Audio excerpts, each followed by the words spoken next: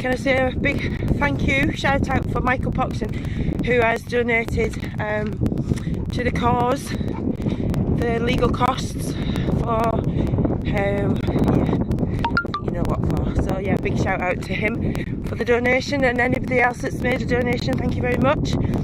Anybody that's planning to, thank you in advance. There is a raffle going on at the moment, and Rob, one of the spanners, admin, he's done a painting. I think his paintings usually go for about between £300 and £500, one of that size. He's now got it finished, so if you want to buy a ticket for that, the information for that will be coming up on the channel as soon as it's finalised, so that will be coming your way. And Red Pill Phil is donating his decks. He was a DJ, and so yeah, he's put them up for grabs for I don't know if auction off or raffle off, but that'll be a separate raffle anyway. And there's other things coming up as well for the regular stuff, but just to get that out of the way first, I just wanted to talk a little bit about a visitor I had yesterday. Lovely, strong woman, beautiful woman, and she was over in Middlesbrough seeing her solicitor, who's taken the case on for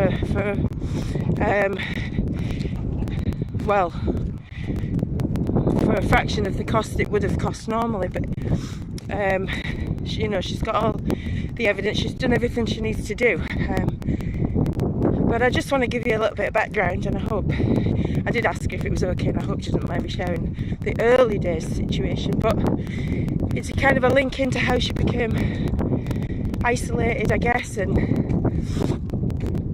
so she's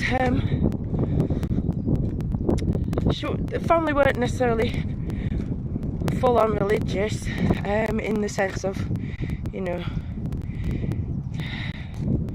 strict religious, to follow a religion, but so when you're made to go to that place of religion, place of worship every week, and the person that's teaching you those religious teachings is abusing you and others, girls, and your parents don't want to believe you, and when you try not to go, they turn up at your door to say, why is your daughter not turning up, to then be abused further. It's a tricky situation. Anyway, things like that lead on to where she ended up, I guess, and isolated from her family and moving away from home.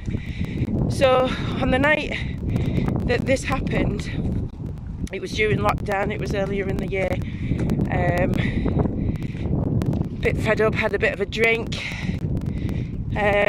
phoned a friend, was feeling a little bit unwell, so the friend, not living close by, wanting to make sure that she was okay, and I must say as well, the police would have had details on her because of certain things that happened, domestic violence during her childhood with her parents and things like that. So, and also in Manchester. So they know your situation. They have it on record, really. And so she was living alone. She phones her friend, and the friend's worried about her because she said she felt unwell and everything. She'd been drinking a lot, and so he phones emergency services, and the police come round at 2 o'clock in the morning, which is verified by the CCTV. Start goading her. She didn't want to let them in. They broke in. She didn't want to let them in. She didn't trust the police anyway. So they broke in. She was very drunk. The one woman officer that was there with the 4 men, she felt that she was goading her. Morning, Jess, and good morning to David's Cafe. Yeah, she felt that this woman was goading her, so she ended up knocking her glasses off her face. They put the cuffs on her and dragged her out to the van barefoot, took her to the police station. Ambulance turned up an hour later, but obviously she wasn't there. Anyway, at the police station, she's had a sleep, slept it off I guess, in the cell, and she's shouting them on the intercom to come and let her go home. You know, she's sober now, can I go home? But when she woke up, she was naked with just a blanket half around her.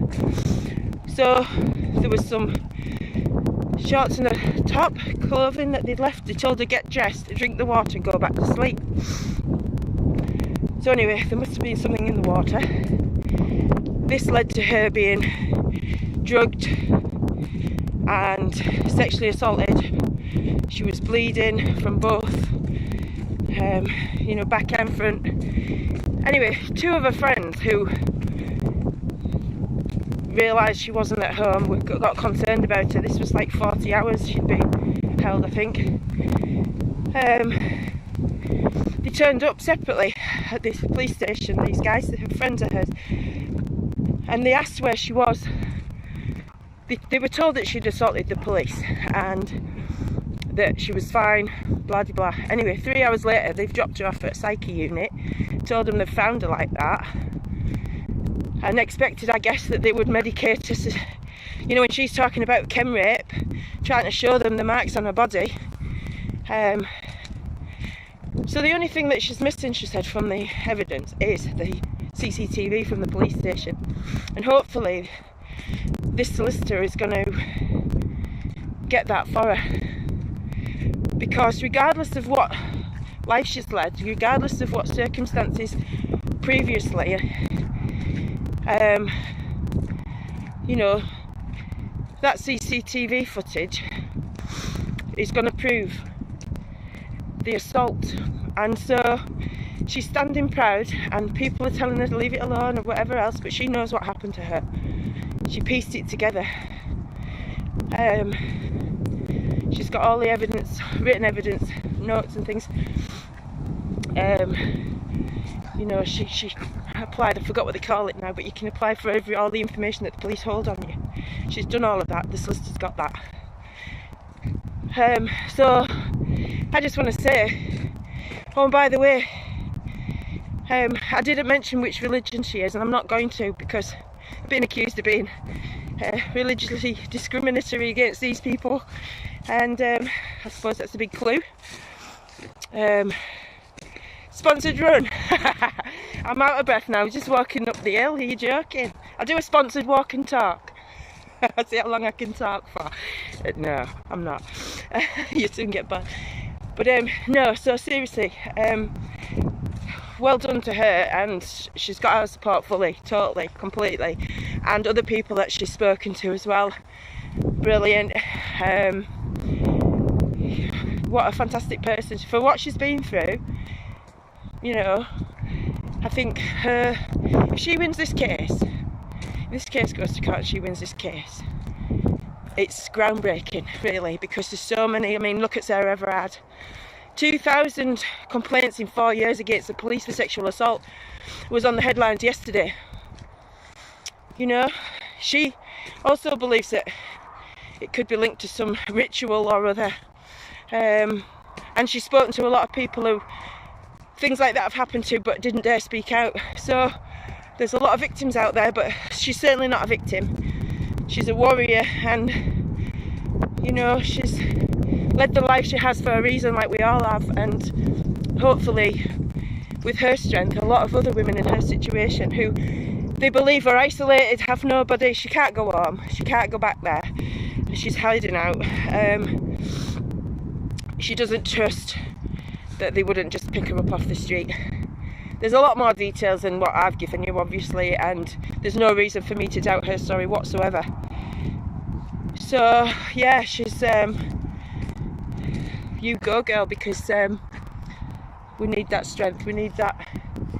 We need people to be accountable for their actions, and you know, when you're in a position of power like that, and you can take somebody out of their home, lock them up. I mean, look at Barbara. I interviewed Barbara a while ago about her son. She's had a campaign against Northumbria Police for long enough since her son was murdered, and they picked her off the street this year and dropped her off at the hospital. And you know, had she not gone out and just got herself a taxi, but then she got herself home, They sent an ambulance and police the next morning, 6 o'clock, really early anyway, it was really early.